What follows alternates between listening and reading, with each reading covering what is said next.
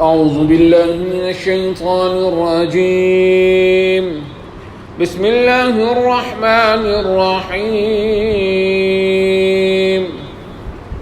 أولئك لم يكونوا معجزين في الأرض وما كان لهم من دون الله من أولياء يضاعف لهم العذاب ما كانوا يستطيعون السمع وما كانوا يبصرون أولئك الذين خسروا أنفسهم وضل عنهم ما كانوا يفترون لا جرم أنهم في الآخرة هم الأخسرون إن الذين آمنوا وعملوا الصالحات وأخبتوا إلى ربهم أولئك أصحاب الجنة هم فيها خالدون مثل الفريقين كالأعمى والأصم والبصير والسميع هل يستويان مثلا أفلا تذكرون صدق الله العظيم أولئك لم يكونوا معجزين في الأرض. فرمایا کہ جو لوگ اللہ کی طرف جھوٹ کی نسبت کرتے ہیں، مشرک اللہ کی طرف جھوٹ کی نسبت کرتا ہے، بہت بڑا ایک ایسا مجرم ہے کہ جو اللہ کی طرف جھوٹ کی نسبت کرتا ہے، یعنی اللہ کے ساتھ شریک ٹھہراتا ہے، یعنی یہ بھی اللہ کے ساتھ اللہ کے کاموں میں شریک ہیں. سادہ لفظ میں کہ اللہ کے ساتھ اللہ کے کاموں میں شریک ہیں. پھر جب ان سے کہا جاتا ہے جی کہ تم ان کی پوجا کیوں کرتے ہو، اور جی ہؤلاء شفعاؤنا عند اللہ، یہ اللہ کے ہاں ہمارے سفارشی ہیں. ما نعبدهم الا ليقربونا الى اللہ زلفا، ہم ان کی اس لیے عبادت کرتے ہیں تاکہ یہ ہمیں اللہ کے قریب کر دیں. تو یہ سارے اپنے طرف سے گھڑے ہوئے جھوٹ ہیں. فرمایا کہ یہ لوگ ظالم ہیں، ظالموں پر اللہ کی لعنت. دو جرم ہیں ان لوگوں کے، ایک تو یہ خود حق کو قبول نہیں کر رہے، اس حق کے اندر جو ہے نا وہ اسلام کے اندر، دین حق کے اندر، دین مبین کے اندر اعتراضات نکالتے ہیں، کیڑے نکالتے ہیں، کجیاں نکال رہے ہیں، یہ ٹھیک نہیں ہے، یہ ٹھیک نہیں ہے، یہ ٹھیک نہیں ہے، یہ غلطی ہے، یہ غلطی ہے، یہ غلطی ہے. بالفاظ دیگر دین اسلام کا ایک بڑا بھیانک قسم کا جو چہرہ ہے وہ دنیا کے سامنے پیش کرتے ہیں. یہ اسلام ایسا ہے، یہ نعوذ باللہ من ذالک، یہ تو وحشیانہ مذہب ہے، اس کے ماننے والے لوگ وحشی ہیں. اللہ عزل کیا اس طرح کی باتیں کرنی. ایک جرم یہ ہے کہ یہ دین اسلام کے خود بھی قبول نہیں کیا، اس کے اندر ٹیڑھا پن تلاش کرنے کی کوشش کرتے ہیں، خواہ مخواہ کے اعتراضات کرتے ہیں. دوسرے لوگوں کو بھی اس دین کو حق قبول کرنے سے روکتے ہیں، اس دین کو قبول کرنے سے روکتے ہیں، رکاوٹ بنے ہوئے ان کے سامنے. اور فرمایا کہ یہ لوگ آخرت کے منکر بنے بیٹھے ہیں کہ آخرت میں اللہ کے حضور پیشی نہیں، انہیں پتہ نہیں. یہ جو کچھ مرضی کر لیں، آج کی جو آیات ہے، فرمایا یہ جو مرضی کر لیں، اللہ نے وعدہ کیا ہے هو الذی ارسل رسولہ بالہدی ودین الحق لیظہرہ علی الدین کلہ. اللہ تعالیٰ اس دین حق کو تمام ادیان کے اوپر غالب کرے گا، ظاہری طور پر بھی، دلیل کے میدان ہر اعتبار سے غالب کرے گا. اب یہ اللہ کا وعدہ ہے. اب یہ جو لوگ دین حق کو قبول نہیں کر رہے، رکاوٹیں بن رہے ہیں، مخالفت اترے ہوئے ہیں، تو کیا اللہ تعالیٰ کو اس کام سے یہ روک سکتے ہیں؟ اللہ کو عاجز نہیں کر سکتے کہ اللہ کو عاجز کر لیں کہ اللہ تعالیٰ کے سامنے رکاوٹ بن کے کھڑے ہو جائیں, اللہ تعالیٰ اس دین حق کو جو ہے وہ غالب نہ کر سکے, ایسا نہیں ہو سکتا. اللہ نے فرمایا یہ مجھے تو کسی صورت میں عاجز زمین کے اندر نہیں کر سکتے, یہاں غلبہ میں ضرور اس دین حق کا کروں گا. ظاہر بات دلیل کے میدان میں ہر اعتبار سے, دلیل کے میدان میں تو ہر دور کے اندر غالب رہا ہے جی, اور ظاہری غلبہ جو ابھی نظر نہیں آ رہا انشاءاللہ یہ بھی ملے گا. فرمایا کہ نقصان میں تو گھاٹے میں تو یہ لوگ چلے جائیں گے, اللہ کے مقابلے میں جو آ جاتا ہے تو کیا وہ کامیاب ہو سکتا ہے؟ نہیں.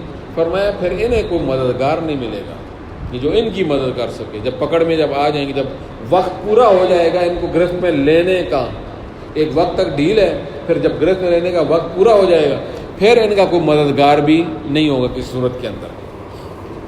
فرمایا میں دگنا عذاب دوں گا, دگنا. ایک وجہ تو یہ ہے نا کہ خود بھی قبول نہیں کیا, دوسروں کو بھی ان کے سامنے رکاوٹ بن گئے, ایمان قبول نہیں کرنے دیے, یہ دگنا عذاب ان کو دوں گا. اب جس دور کی بات ہو رہی ہے, حضور صلی اللہ علیہ وسلم سامنے موجود قرآن سنانے والے حضور صلی اللہ علیہ وسلم نہ تو یہ حق کانوں سے سن سکے نہ آنکھوں سے حق کو دیکھ سکے. بہرے تو نہیں تھے, سنتے تو تھے, لیکن حق ہو کر کانوں میں نہیں پڑ رہا تھا ان کے. اب حضور صلی اللہ علیہ وسلم کو دیکھتے تو تھے, لیکن آپ صلی اللہ علیہ وسلم کا حق ہونا انہیں نظر نہیں آ رہا تھا. اس اعتبار سے فرمایا نہ یہ سن سکتے ہیں نہ یہ دیکھ سکتے ہیں. اب کوئی یہ اعتراض کرے جی کہ قرآن کے بارے میں تو اللہ تعالیٰ نے خود فرما دیا یضل بہ کثیرا ویہدی بہ کثیرا, بہت سے لوگوں کو اللہ تعالیٰ اس قرآن کے ذریعے سے گمراہ کرتا ہے, بہت سے لوگوں کو ہدایت دیتا ہے. تو جب اللہ ہی کرتا ہے ان کا کیا قصور ہوا؟ اللہ فرماتا ہے قصور ہے نا ان کا کہ انہیں جب بتلا دیا گیا یہ قرآن, یہ حضور صلی اللہ علیہ وسلم اللہ کے رسول, قرآن اللہ کا کلام, اور پھر خالی یہ نہیں ہے کہ یہ بتلا دیا بس یہ اللہ حضور صلی اللہ علیہ وسلم اللہ کے رسول ہیں بس بات ختم, ایسے تو نہیں کیا گیا. قرآن اللہ کا کلام ہے جو نازل کیا گیا ان پر, اتنا تو نہیں کیا گیا, بلکہ قرآن منزل من اللہ ہے, پورے دلائل اس پر. حضور صلی اللہ علیہ وسلم اللہ کے رسول ہیں, آخری نبی ہیں, آپ کے بعد کسی نبی نے نہیں آنا, خاتم النبیین المرسلین ہیں. دلیل کے ساتھ یہ بتلا دیا گیا ان کو مکمل طور پر, اور کوئی دلیل ایسی نہیں کہ جس کا ان کے پاس جواب ہو, اس کے باوجود پھر ان کو بتلا دیا گیا الحق من ربکم, یہ تمہارے رب کی طرف سے حق آ گیا. فمن شاء فلیؤمن, جو چاہے آپ ایمان قبول کر لے, ومن شاء فلیکفر, جو چاہے آپ کفر کر لے. لیکن کفر کرو گے انا اعتدنا للظالمین نارا, تو جو ظالم ہیں ان کے لیے جہنم کی آگ بھی ہم نے تیار کر رکھی ہے. اختیار دے دیا, دونوں چیزیں بتلا دی گئی, حق پورا واضح کر کے بتلا دیا, اختیار دے دی. اب مرضی ہے ایمان قبول کر لو, مرضی ہے قبول نہ کرو, تمہاری مرضی ہے, لیکن نہ قبول کرنے کی صورت میں جہنم تمہارا مقدر ٹھہرے گی. فرمایا اب جو کفر کو اختیار کیا تو خود اپنے اختیار سے کیا نا, تو نقصان کو اپنے لیے خود انہوں نے چنا ہے, اپنے آپ کو نقصان میں انہوں نے خود ڈالا ہے. یہ نہیں ہے کہ ان کے بارے میں اللہ رب العزت نے اب شروع سے ہی فیصلہ فرما دیا نا, انہوں نے اپنے خود ارادے کے ساتھ, اپنی طلب کے ساتھ. لوگوں کو پتہ نہیں چلتا, لوگ اللہ تعالیٰ سے نا عذاب مانگ رہے ہوتے ہیں, پھر جب وہ مسلط ہو جاتا ہے پھر چیختے چلاتے ہیں. اللہ تعالیٰ سے عذاب نہیں مانگنا چاہیے, اللہ تعالیٰ سے اللہ تعالیٰ کا رحم و فضل مانگنا چاہیے. لیکن اس بارے میں ہم بہت بڑی خطا کر جاتے ہیں. جی ترجمہ سنیے. اولئک لم یکونوا معجزین فی الارض, یہ لوگ عاجز کرنے والے نہیں ہیں, کس کو؟ اللہ کو. فی الارض, زمین میں. وما کان لهم من دون اللہ من اولیاء, اور اللہ کے ماں سوا ان کا کوئی مددگار بھی نہیں ہوگا. یضاعف لهم العذاب, انہیں دگنا عذاب دیا جائے گا. اس کی وجہ بیان کر, دگنا عذاب کیوں دیا جائے گا؟ ما كانوا يستطيعون السمع, یہ لوگ سن بھی نہیں سکتے تھے. وما كانوا يبصرون، اور نہ یہ دیکھ سکتے تھے۔ اولئک الذین خسروا انفسهم، یہ وہ لوگ ہیں جنہوں نے اپنے آپ کو خود نقصان میں ڈال لیا، تمہیں خود نقصان کرنے کی وجہ۔ وضل عنہم ما كانوا یفترون، اور گم ہو جائے گا ان سے جو کچھ یہ جھوٹ گڑا کرتے تھے۔ کہتے تھے نا جی ہاں جی نہیں یہ ہمارے اللہ کے ہاں سفارشی ہیں، سفارش کریں گے، اللہ کے قریب کریں گے، یہ سارے جھوٹ انہوں نے گھڑے تھے، یہ سارا کا سارا ان کا کیا ہو جائے گا؟ غائب۔ ہیں جی ہاں جی لا جرم انہم فی الآخرۃ هم الاخسرون، یقینی بات ہے، لا جرم یقینی بات ہے، بے شک یہ لوگ آخرت میں نقصان اٹھانے والے ہیں، نقصان، اور آخرت کا نقصان یہ سب سے بڑا نقصان ہے۔ ان الذین آمنوا وعملوا الصالحات، تو پھر تو یہ قرآن کریم کا اسلوب ہے کہ جہاں کفار کا ذکر کرتا ہے وہاں مومنین کا ذکر بھی کرتا ہے۔ قرآن کریم کی یہ ترتیب ہے، جہاں کفار کا ذکر کرے گا وہاں ایمان والوں کا تذکرہ بھی کرے گا، جہاں جنت کا تذکرہ کرے گا پھر جہنم کا بھی ساتھ تذکرہ ضرور کرے گا بالفاظ دیگر، جہاں ماننے والوں کا انجام بیان کرے گا نہ ماننے والوں کا بھی انجام بیان کرے گا۔ یہ قرآن کریم کی ترتیب ہے، اسلوب ہے، پورے قرآن میں یہی ترتیب چلتی ہے۔ تو اس لیے اب پہلے کفار کا ذکر تھا تو اب آگے ایمان والوں کا ذکر آ گیا۔ ان الذین آمنوا وعملوا الصالحات، بے شک وہ لوگ جو ایمان لائے اور نیک اعمال کیے، واخبتوا الی ربہم، اور جھکے اپنے رب کی طرف۔ کیا مطلب جھکنے کا؟ سر تسلیم خم ہے جو مزاج یار میں آئے کہ ہم نے لا الہ الا اللہ محمد رسول اللہ پڑھ لیا نا، اس کا اقرار کر لیا، تصدیق کرتے دل سے، تو پھر جو اس کا امر ہوگا اس کے سامنے ہمارا سر جھکے گا۔ اور پھر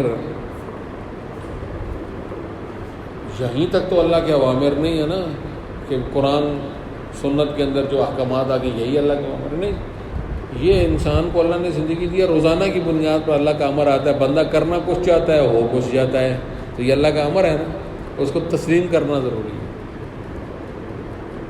اس کو تسلیم نہیں کریں گے تو کیا ہے؟ وہ قرآن تو کہتا ہے نا کہ چاہے خوشی سے مان لو، وَلَهُ أَسْلَمَ مَنْ فِي السَّمَاوَاتِ وَالْأَرْضِ طَوْعًا وَكَرْهًا وَإِلَيْهِ يُرْجَعُونَ، فرمایا زمین و آسمان کے اندر ہر ایک اس کا فرما بردار ہے، یعنی اس کے حکم ماننے پر مجبور ہر ایک بندہ۔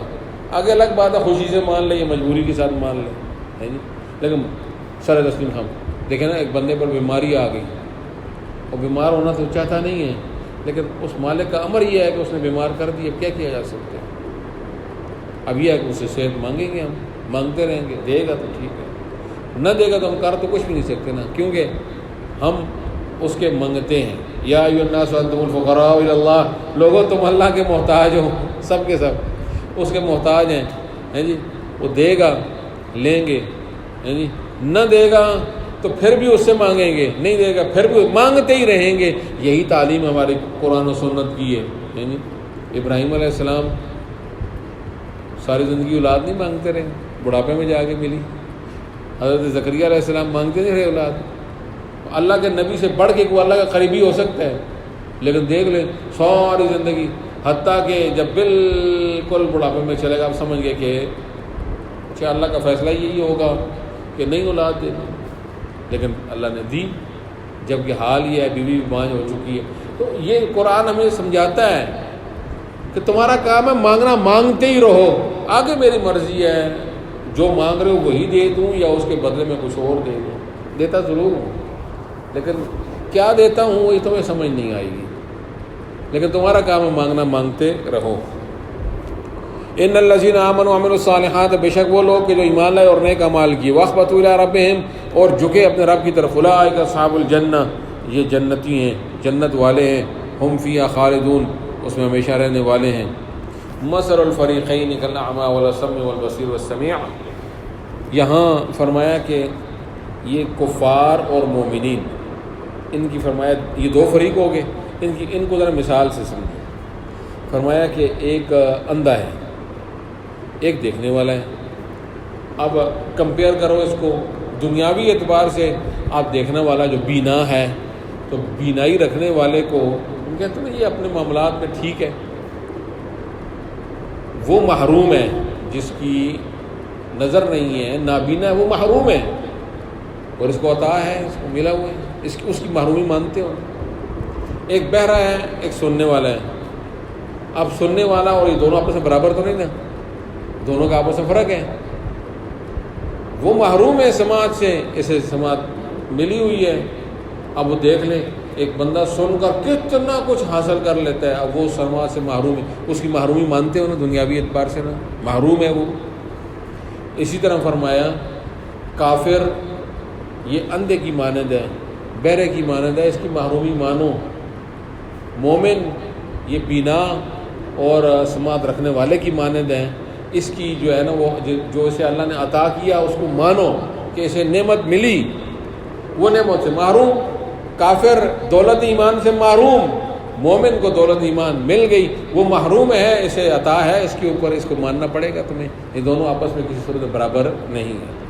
مثل الفریقین، دونوں جماعتوں کی مثال، کالاعمی والاصم، جیسا کہ نابینا اور بہرا، والبصیر اور دیکھنے والا، والسمیع سننے والا، اس طرح ہے۔